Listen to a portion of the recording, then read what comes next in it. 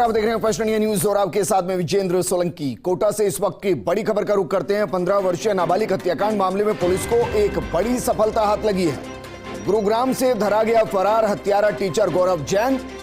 दरअसल हत्यारे टीचर की गिरफ्तारी कोटा में एक बड़ा मुद्दा बन गया था और कोटा बंद कराने के साथ ही 4,31,000 का इनाम भी इस टीचर पर घोषित किया गया था। एसपी सिटी केसर सिंह शेखावत ने 30 टीमें गठित की।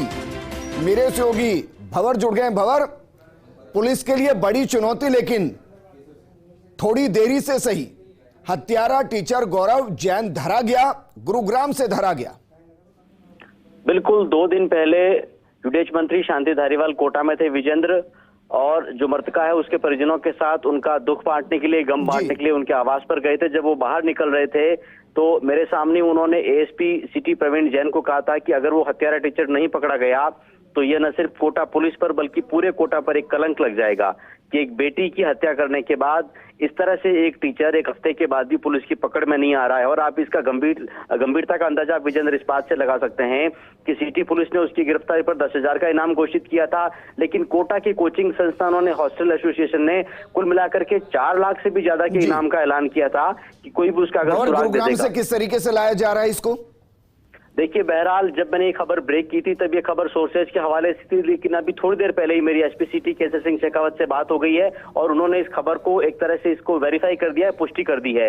तो हत्यारा टीचर गुरुग्राम में धरा गया है। बहुत दिनों से लुका छिपी का खेल कोटा पुलिस के साथ खेल रहा था और 30 अलग अलग टीमें, करीब 150 से 200 पुलिसकर्मी, जिनमें अधिकारी, एक्सपर्ट एसएचओ शामिल थे, उत्तर भारत के अलग अलग राज्यों में उसकी तलाश कर रहे थे विजेंद्र। और आज तो सवेरे के बाद से नदियों में, नहरों में तलाशी अभियान चलाया जा रहा था कि शायद कहीं उसने सुसाइड नहीं कर लिया हो, कहीं वो नहर या नदी में नहीं गिर गया हो, किसी मगरमच्छ का निवाला नहीं बन गया हो। लेकिन वो लगातार पुलिस को गुमराह कर रहा था और आखिरकार दिल्ली के गुरुग्राम से ये हत्यारा टीचर, जो कि एक तरह से पूरे कोटा का एक तरह से गुनाहगार हो गया है, हरियाणा के गुरुग्राम से उसको गिरफ्तार किया गया। लेकिन सवाल मेरा ये है कि क्या मोबाइल लोकेशन के आधार पर ट्रेस किया गया?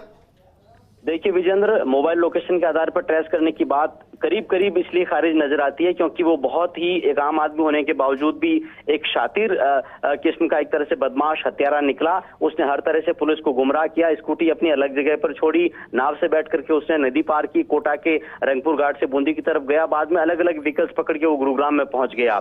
लेकिन 30 अलग अलग टीमें, कोई भी संभावना, उसके जितने रिश्तेदार है, जितने मिलने वाले हैं, कोई भी गुंजाइश जहां वो हो सकता था वहां लगातार छानबीन कर रही थी। किन हालातों में पकड़ा गया है, किस तरह से वो लुका छिपी का खेल खेल रहा था, ये सब डिटेल आनी बाकी है। लेकिन फिलहाल बड़ी खबर ये, तमाम जानकारी हमारे साथ साझा करने के लिए। इस वक्त की बड़ी खबर आपको बता रहे हैं कोटा से, इस वक्त की बड़ी खबर जिसकी तलाश पुलिस को थी और जो पुलिस के लिए चुनौती बन गया था। 15 वर्षीय नाबालिग हत्याकांड मामले में पुलिस को बड़ी सफलता हाथ लगी है।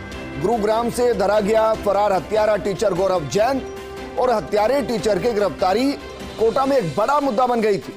जरा सोचिए, 4,31,000 का इनाम गौरव जैन की गिरफ्तारी पर था